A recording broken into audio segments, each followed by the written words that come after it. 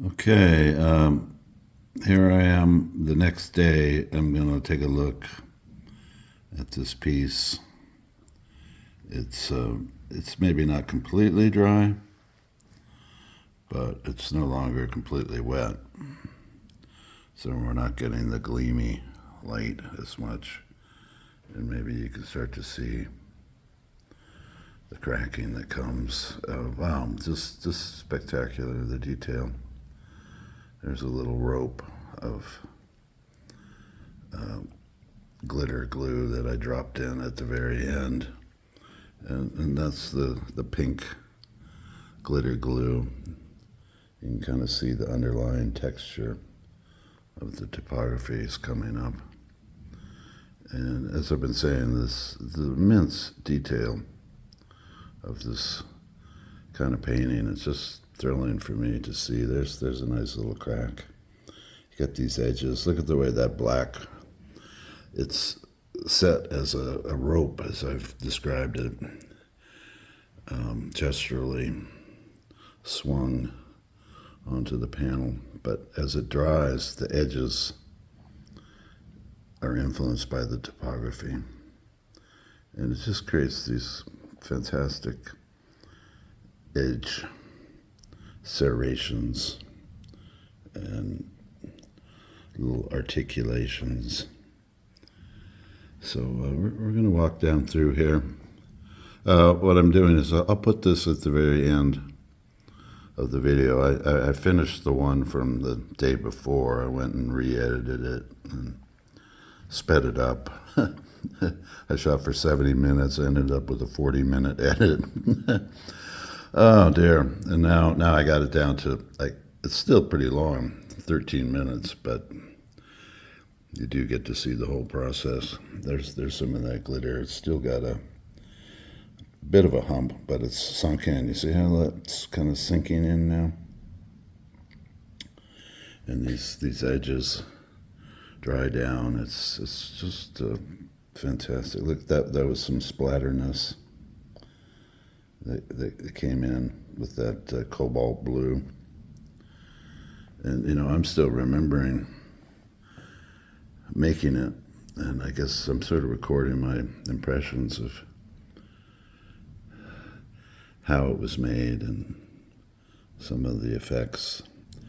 That blue there was squeezed into the wet paint.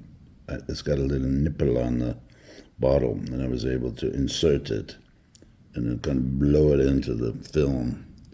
And it creates a different effect. This one, not as protruded, but that's what's going on with that. That's blown into underneath the film. And it just goes on and on. There's the gold glitter. That glitter glue is just terrific stuff. There you can see some of the combing. And just breaking apart. And I could just have so much fun with. Look at this, just this big, complex, wonderful abstract painting. There was the, what did I call them? The sidewinders. Yeah. They're the sidewinders. Oh, they're a little snaky. I guess I'm thinking of that Sidewinder 60s jazz song too. Anyway, loving the music and being able to improvise, to just respond. And obviously it's not direct, and it's a whole just set of things that are not quite possible. I guess that was one of my names for the series, Not Quite Possible. Well, it probably isn't quite possible, but yeah, it's worth trying. Look at that. There's the pink. That's my pinkiness.